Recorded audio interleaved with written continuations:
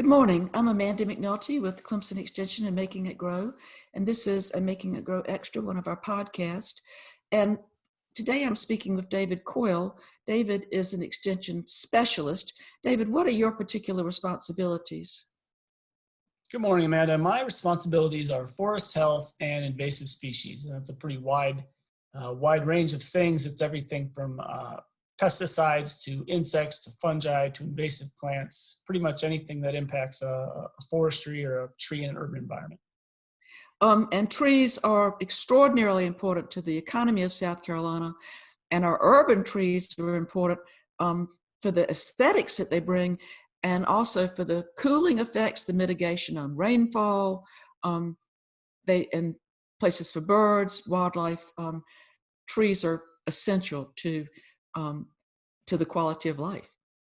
That's right. Yeah. And I mean, there's trees, again, people have trees in their yards, they're along the sides of the road, they're in the natural areas, they're essential for so many different reasons, whether it's to keep humans mentally or physically healthy. They're a major economy driver of the economy in South Carolina, and they have all sorts of natural benefits as far as biodiversity and all sorts of the critters that live in and on them.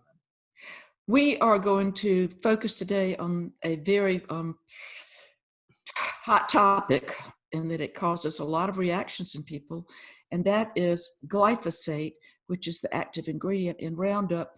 And I think we think of that mostly as being used in agronomic crops.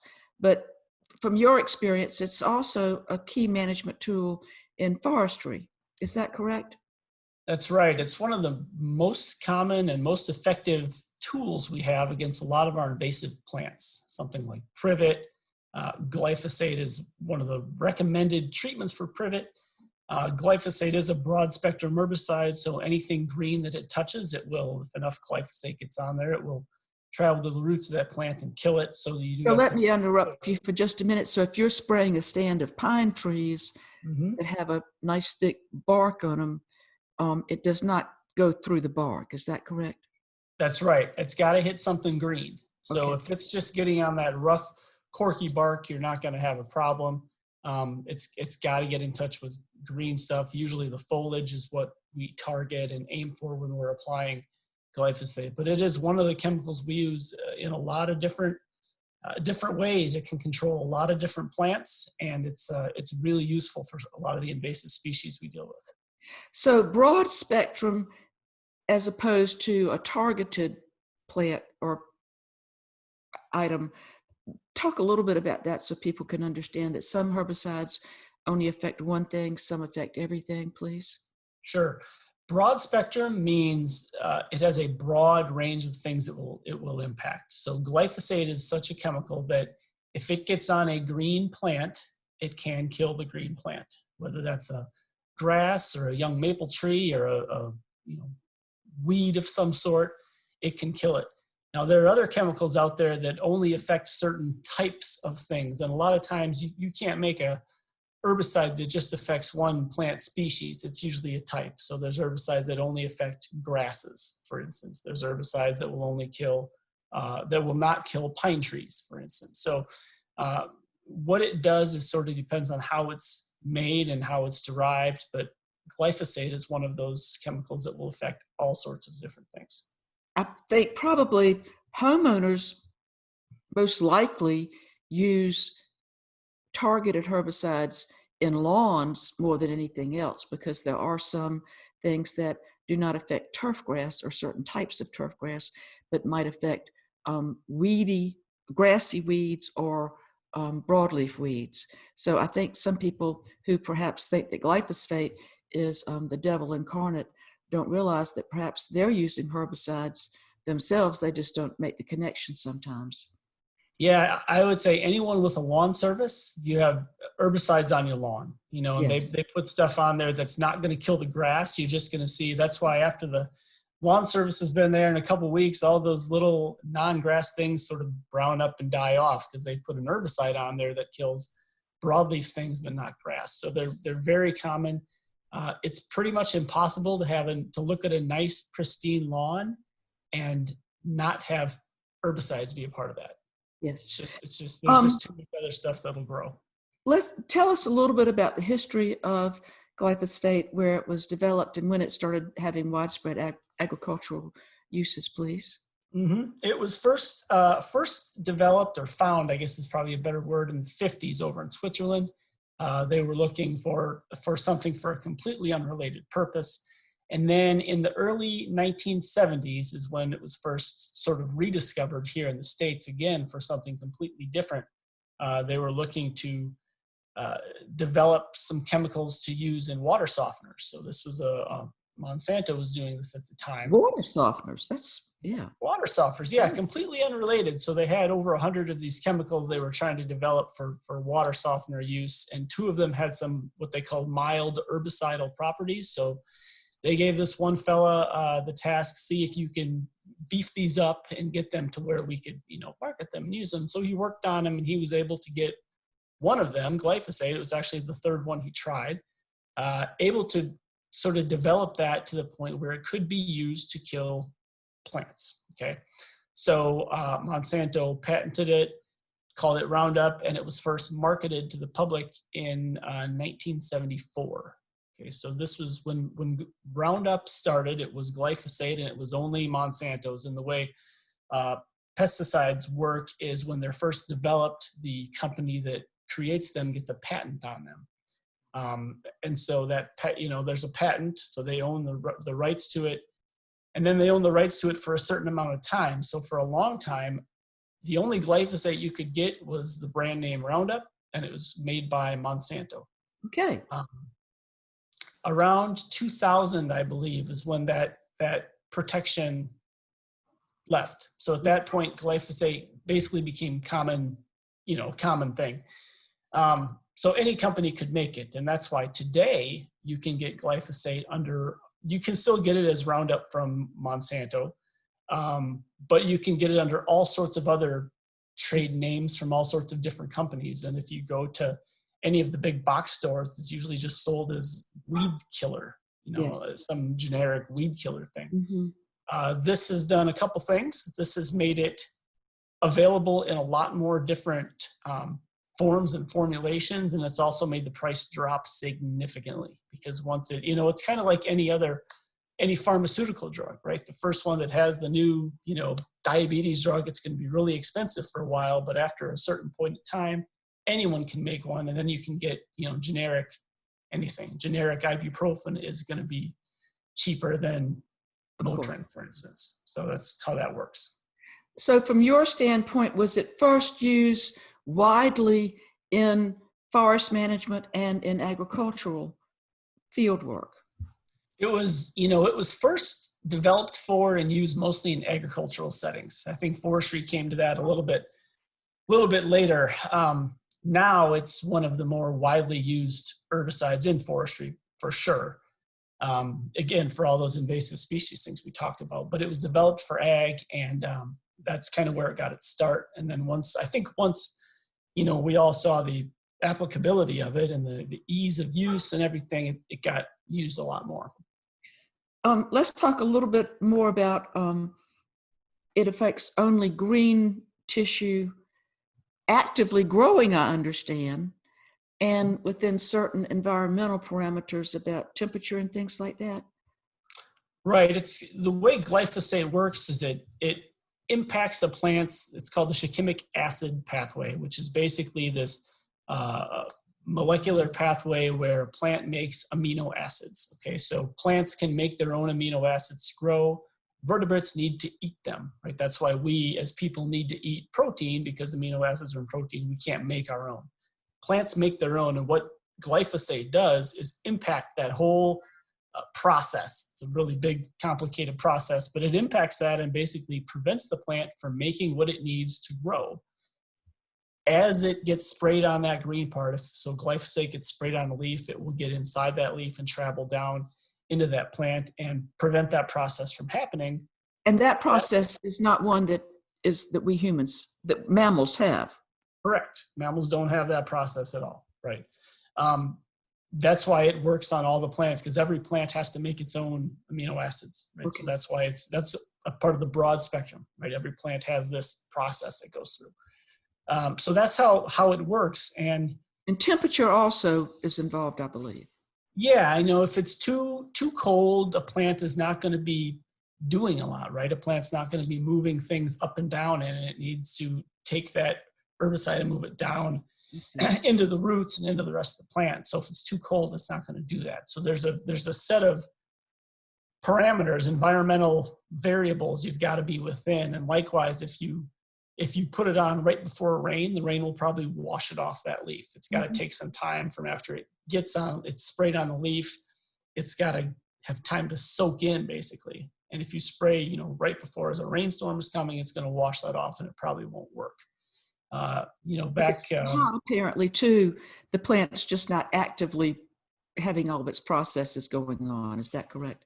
Yeah, in the fall, most plants are shutting down. So that's why, when those leaves start to turn colors, what's happening is that where the leaf joins that plant, it's basically closing off all of those little precision layer. Yeah. Yeah. So if you spray it on a leaf in the fall, that plant is already closing off all those tissues, and that chemical is not going to get down into where it needs to go in the plant to kill it. So timing is very important. It really needs to be sprayed when that plant is actively growing. Okay. So it's important. And then there are some applications where it's used on a cut stump or something like that, and that's used. Yeah, you can use it as that method. There's other things that are maybe a little more effective. Triclopyr is maybe a little more effective than glyphosate. I generally advise people that if you're going to spray the leaves of something, glyphosate's a great option. If you're going to spray a stump or something like that, there's stuff that will work a bit better than glyphosate. So that's what I often tell people. For a homeowner that just has one thing in their shed, the lock shed, sometimes I think glyphosate, if you're cutting down little cherry laurels or something like that. Probably. Right, yeah. Yeah, a lot of that smaller stuff you can use glyphosate for. It'll work. It'll work well enough, is how I like to say. Following the directions.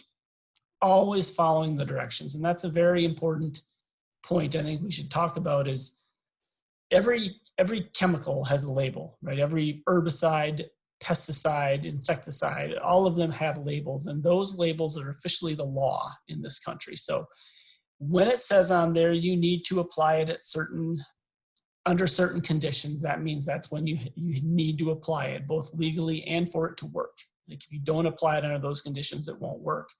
It'll also tell you the proper PPE, which is personal protective equipment that needs to be worn. And for all pesticides, this includes long pants, closed-toed shoes or boots preferably, long sleeve shirt, safety glasses, safety gloves, rubber gloves, and probably a hat as well. So it's important to have these things on because this is going to, it's the label and it's the law, but it also prevents any, potential things that might happen to you as the applicator. So it's always very important to remember that these things need to be worn when you're using chemicals. There is a kind of widespread feeling of animosity towards Monsanto in some ways, because Monsanto came out with Roundup Ready crops. As I understand it, David, it's such an effective tool to control weeds, but the way they at first, when they could only spray the weeds, as the plants got larger, sometimes they couldn't control the weeds as well. And so they used genetically modified the seeds, introducing things that made them immune to the effects of glyphosate. Is that correct? Yeah, that's right. And the way, those GM crops, they would call it Roundup Ready soybeans or Roundup Ready, whatever. The way they worked is they modified the molecular pathways in those plants. There's usually an enzyme that glyphosate will get in, and it will affect a particular enzyme that's in that whole shikimic acid pathway. And what they were able to do is just modify it so that enzyme is no longer affected by the glyphosate. Like nothing else in the plant is different. It's just that they basically turned a switch to make when glyphosate got on there, the enzyme didn't recognize it or something to that effect. And so it didn't kill the particular crop plant. This allowed farmers to spray at different times of the year. You know, as the crop plants maybe got a little bit bigger, you could just spray over the top of them and not worry about killing everything, because the Roundup wouldn't impact the crop plant, but it would kill all the non-crop things, which was very beneficial then, because, you know, soybeans, for instance, when you went in there in the late summer or fall to harvest them, you didn't have any of those big weeds everywhere. You just had crop plants and that's it. Roundup Ready stuff was a big step in our country's agriculture. It greatly increased our yields and production. And it was a really, you know, when we look at the history of agriculture in the US, that's going to be a really significant thing, you know, the whole Roundup Ready crops. Unfortunately, you always have some resistant individuals. And there were some other schemes that could have been used perhaps to reduce weed load. And I understand that farmers, it was so easy to use the Roundup, and I'm probably going to get somebody mad at me for saying this, but some of my agronomy friends have said that it was just so easy that perhaps some other steps weren't taken. And all of a sudden we had some resistant weeds. Amaranth, which is has male and female plants with massive amounts of pollen and massive amounts of female flowers. And so you're just going to have a few individuals that are going to be resistant, and they started proliferating in fields. And farmers were actually having to go in and grub them out by hand and carry these plants to the edge of the field. And so that led to a new genetically modified corn, soybean, cotton that allowed them to use a different herbicide that had a lot more complications to it than Roundup, I believe. Mm-hmm. Yeah, and so I guess to your first point, anytime we use a chemical to control something, whether it's herbicide for weeds, insecticide for different insects, there's going to be, if that chemical is used too much and over too much area, eventually nature will find a way, as they say, right? And there will become some individuals that are resistant to that chemical. It's happened with weeds, it's happened with bugs. We've got all sorts of examples where all of a sudden we have resistant pests, and that just happens. You know, it just takes it's partially why it's so important, if you're going to treat something chemically, you apply it the right way, because we get resistance when a pest doesn't get the full coverage of whatever we're trying to spray on it, right? If a weed just gets glyphosate on a couple leaves and it's not enough to kill that plant, that's how some things can trigger to help that plant develop resistance. If an insect gets just a little bit on there but not enough to kill it, then all of a sudden you've got an insect that has survived this insecticide, and they can start, you know, those will survive, and the pests with those genes propagate, and they get more of those survivors, and that's how we get that resistance. So that happened with you know, glyphosate in this case. And so then you know, this kind of leads us to dicamba, because that was the thing that we started using here more recently, not just immediately recently, but a little more recently, that really got in the news, you know, because of Roundup and glyphosate. We're seeing, like you said, we're seeing some resistance in certain weeds. So dicamba was the next chemical that came out that was going to be used as kind of a broad spectrum. David, let me back up just a minute, because let's talk a little bit about how glyphosate lasts and persists, and the danger of it going to the non-target organisms. As I understand it, and from reading the label when I use glyphosate, which I do, like in my vegetable garden, if I'm going to plant, you know, I might have some weeds out there, and I don't till anymore. I use no-till, and so I can go out and, following the directions, spray to kill the weeds. And I read the label, and generally within I can go out the next morning and put seeds in, because it does not go into the soil and have any residual activity. It just affects the green plants. Some herbicides go into the soil and last there.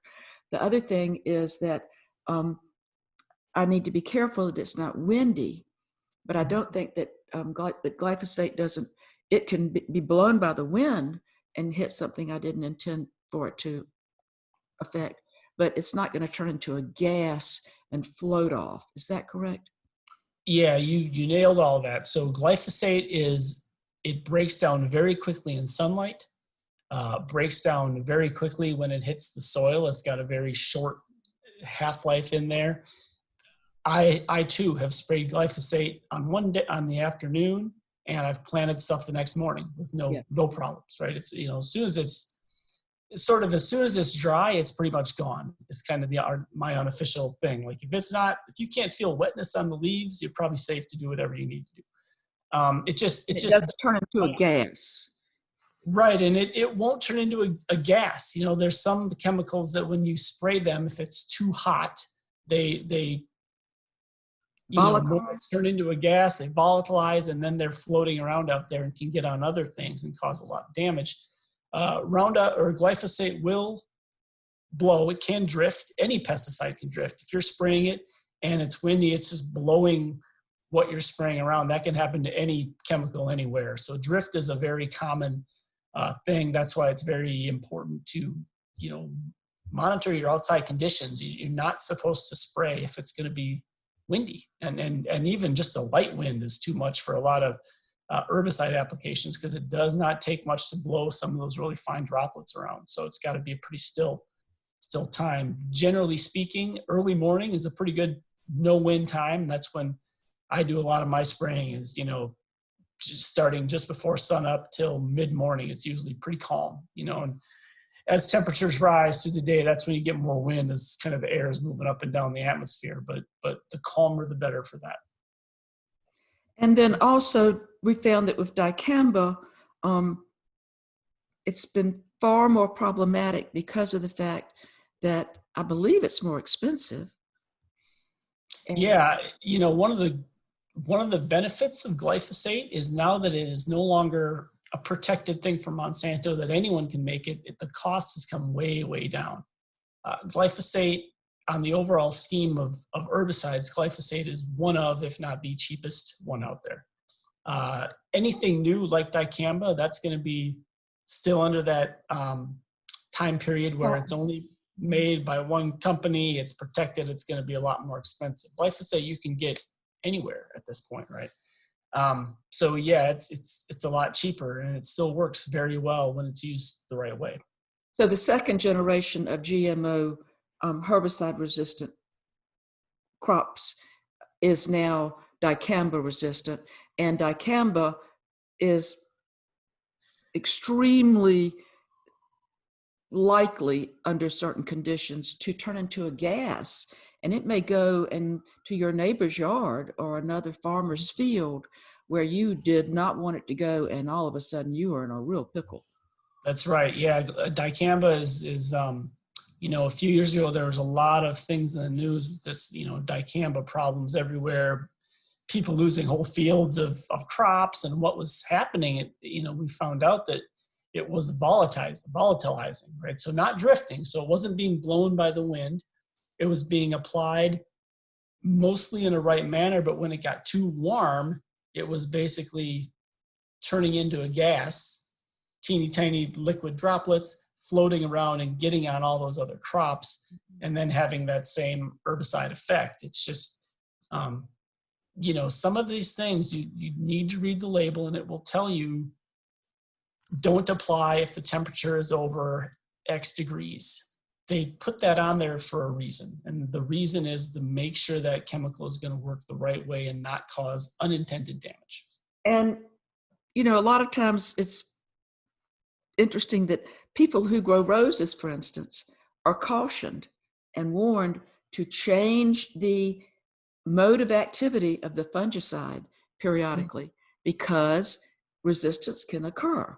And so even and as you talked about with insects, and we all of us, from an individual raising a rose to a farmer to a forest manager, we all need to be aware of the fact that although something may be easy just to keep using the same thing, that's not the best management practice.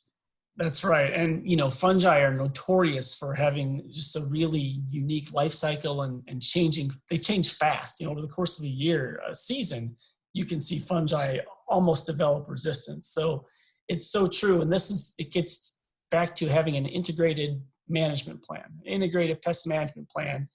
If you do the same thing over and over and over and over again, eventually that pest is going to figure out a way around it, whether it's developing resistance or what. But you got to change up your methods. Yep. At the EPA, which is where our pesticides are evaluated and allowed with restrictions, and where they come up with all the rules that safely guard the environment and the applicator, we have a pretty strong science-based community who are dedicated to this. Sadly, we've had some cases where glyphosate, which in the broad scheme of things is relatively safe when used according to the label, has been found in jury trials. They have ruled against Monsanto, and there have been some court cases, some evidence that's been brought in and some evidence that was not allowed to be brought in.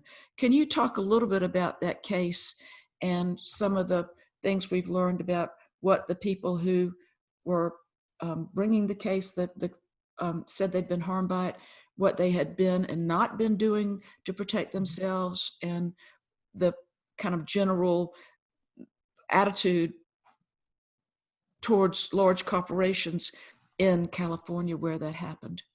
Sure. And I feel compelled to say that I'm not an oncologist and I'm not a lawyer, but Yeah. you know, I am a scientist. So I look at these things from a data perspective, and that's how I form all my opinions on all this. So what happened, man, it was a few years ago, there were a couple court cases in California where some people, first one was an individual landscaper, the second one was a couple, sued Monsanto because they claimed that glyphosate gave them cancer. I believe the cancer was non-Hodgkin's lymphoma, which is a fairly common type of cancer. So they sued Monsanto and said that your chemical caused my cancer because of the repeated use that I've done over my lifetime. Right? For the first one, he was a mid-60s-year-old gentleman who had worked in landscape care for the past 40 years. I believe he worked at a school, but he was in charge of landscape for 40 years. The case went to federal court in San Francisco, California. And so, you know, there's a lot to unpack here. There's the EPA, we'll talk about the EPA first. This is our Environmental Protection Agency. You know, the EPA is constantly screening all of the pesticides for use in America. The EPA has screened glyphosate repeatedly, and they have found over the past 4 administrations, so Clinton, Democrat, Bush, Republican, Obama, Democrat, Trump, Republican, all 4 of those EPAs have found glyphosate to be safe to use if used appropriately. So I think the first thing to understand is the EPA calling glyphosate safe to use under those conditions is not a partisan type thing. It's completely bipartisan. Okay, so they're looking at data available and they're deciding that if you use this right, it's going to be okay. But you know, in some parts of the country, there's an anti-corporate attitude, for lack of a better word, right? And Monsanto has taken its fair share of criticism over some of its, you know, practices, not, you know, the fact that farmers can't bank seed and plant it the next year. You've got to buy seed every year new, you know. You could argue this is just a good business practice. You could argue that it's just making the farmers pay extra. That's not what we're getting into today. The point is there's a good number of people out there that are kind of anti-big corporation in general, whether it's Microsoft, Monsanto, whatever. California is sort of known as having, you know, it's a more liberal state that has a little bit more of that attitude overall. Okay, certainly not everybody, but overall. So there was this lawsuit went in this area. Presumably the jury that was there had a little bit more anti big ag corporate bias. Sure. And like you and I spoke earlier, I said, if this case had been in somewhere like Wichita, Kansas, we would probably have a completely different discussion right now, right? But it happened in California. It happened there. Clearly, there was a very good lawyer on the part of the plaintiff. And, they're asking a jury of non-scientists to make a decision of science. They're asking a jury of non-scientists to decide, how does this chemical affect the human body? I would wager none of those jury people were actual scientists. None of them were probably oncologists, and probably none of them were biochemists either, right? This is one of the things we get by having a jury of our peers. So it's kind of like, I think of it as the perfect storm is what happened here. You had the right location, good lawyer, a compelling story, right? Landscaper gets cancer after using glyphosate for 40 years. One little piece of data that was what I would call cherry-picked by their lawyer is there's a group called the International Agency for Research on Cancer, the IARC. It's a group based out of Europe, and they rate everything. They rate all sorts of compounds on how potentially carcinogenic might they be. Okay, yes. So they're looking at, is there a potential for that? They ranked glyphosate as probably carcinogenic. Okay. So here's two other things they put in the probably carcinogenic category. They put red meat and they put coffee. Whoa. Okay. So those things are also, according to this group, probably carcinogenic. And probably is not even the worst category. They've actually got a category called known human carcinogens. Yes. Okay. Glyphosate is not a known human carcinogen, but things that are include sunlight, alcohol, and processed meat. Okay. So according to the IARC, a hot dog is more dangerous than glyphosate. And sunlight, of course. And sunlight, right? And alcohol, right? Which is a legal, so. And tobacco also. Tobacco, right. So, this lawyer was good, and that's kind of all I can say. And anyone that has worked in oncology will tell you, if you have a 65-year-old person who has done landscape care their whole life, who has not worn the proper PPE like they should have. Is that one of the things that came out? This person had. So in the second case, it was a couple, and they had basically done the same thing, been doing their own landscape care their whole life. They freely admitted they never wore the PPE they should have. Whoa. So they didn't use this the whole time. So right away, you're using glyphosate illegally because you're not wearing the proper PPE and just not smart. You're not putting the stuff on you should. But lawyers were able to take this thing from the IARC and say, look, jury, this is probably carcinogenic. This person used it for 40 years. They have cancer. There's your fault.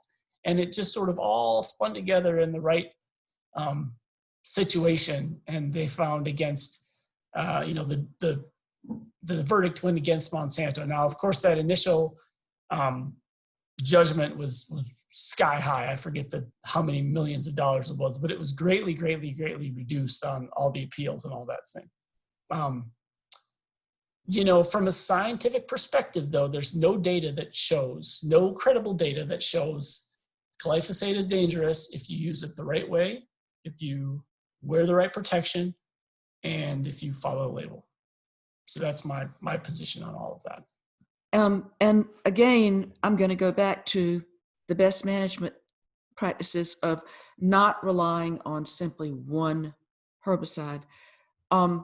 If you wrote a paper about that, the cost that would occur to agriculture and forestry management would dramatically increase if we lost glyphosate. And I know within forestry, invasive species, we've got an area where wisteria took over a huge area and they had to clear cut. I mean, which people still plant. would it really reduce the profitability of agriculture and forestry if we lost this tool? I very much think it would. I think the impact is going to be, if this happens, I think the impact would be much more than we are expecting, to be honest with you. It's used commonly. It's something that's fairly straightforward to use, and it really is so much cheaper than all the other stuff out there. Now, there's sort of two questions. If we lose glyphosate, can we still control all the weed species we need to? Yes, we can. There are things out there we can use that will work as well as glyphosate. So it's not that we all of a sudden can't control weeds. It's going to be more expensive to do that. And that means that cost per acre is going to go up. That reduces the profit margins, and that's going to have all sorts of economic impacts going down, downstream from where we're there. So, and this is just a fact. The other stuff out there is not as cheap as glyphosate, and that's just kind of the bottom line. And in some cases has application problems that make it a lot less targeted and harder to control in some ways. Right. I mean, glyphosate has so many uses, natural areas, urban areas, lawns, gardens, all of that type of thing. And so to lose that, all of a sudden you're going to be using many different things, all of which are more expensive than glyphosate, versus having kind of this catch-all, maybe that's the wrong word, but having this chemical you can use in so many different ways, because it's just so many different uses for it. And also, I want to remind people that Roundup's kind of the go-to thing, because that was, a lot of us, we know that that's the easiest thing for somebody to pick up. It's sold under now, as you said, lots of other names, all containing glyphosate, but different formulations may have some extra chemicals in them that make them have different effects. And so you need to read that label and read the active ingredient list. And if it has things other than inert ingredients, if it has glyphosate at, say, 41%, and then it's got some other chemical names there, that means that it's going to act differently. It might last in the soil. There are lots of different formulations out there. So I encourage people, don't just make an automatic choice. Look at that label. The active ingredients are on there. You may have to get out your eyeglasses. I certainly do to read that fine print, but that fine print's pretty important. And go in and take the time to read the label, particularly read the label of what you're supposed to do if somehow you get it on you, because you don't want to have a spill on you and then you're desperately trying to figure out what am I supposed to do. And I just caution people to don't automatically just say, oh, this is a bottle of whole milk, or skim milk, I'm taking it home. Read the label, keep it safe. If the label gets wet, you can pull the label up online and read it there, can't you? Yeah, all of those, every label for pesticides is available online. There's a great website, cdms.net, that has all those things on there. You can go there and just type in your formulation, and there your labels will come. They've got them all. Everything you said is so true. You've got to be careful when you're mixing this stuff. You should be wearing the right articles of clothing and protection, glasses, hat, gloves, boots, all that stuff. Don't just go out there in shorts and sandals and think you're going to spray all the stuff you want to kill, because you're exposing your body, you're exposing that stuff, and you just don't want to do that. So be sure you follow that label, do it the right way, and if you apply it the right way in the right manner, there's no reason to think that there's any danger to you. Even washing your clothes, they will tell you how to wash your clothes. Yes, whenever I'm using any type of pesticides, the way I do it, if I'm spraying something at home, we've got a little acreage out back, I will put an extra set of clothes, in the garage. And then when I'm done spraying pesticides, I take those off in the garage, shut the garage door obviously first, but take your clothes off there, leave them there. I go get cleaned up, and then I will come back later with gloves on and put those clothes and those spray clothes only directly in the washer, get those run through, and I don't wash other things with them. You sort of keep that set of clothing separate. I've got a separate pair of boots I wear for forestry activities.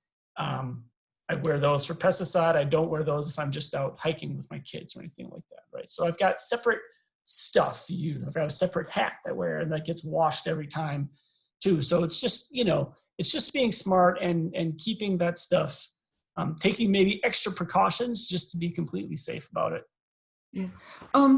Thank you, David Coyle, for helping people, I hope, come to at least maybe a slightly more science-based understanding of glyphosate, and also for encouraging people to realize that even though we feel it's one of the safest products we have for its use, that does not mean that we can go out there and use it haphazardly. Use it as a tool that we are fortunate to have, but it is a chemical tool, and we must follow the directions all the time. That's right. Thank you, Amanda. Thanks for having me. Thanks, David. Till next time. Bye-bye.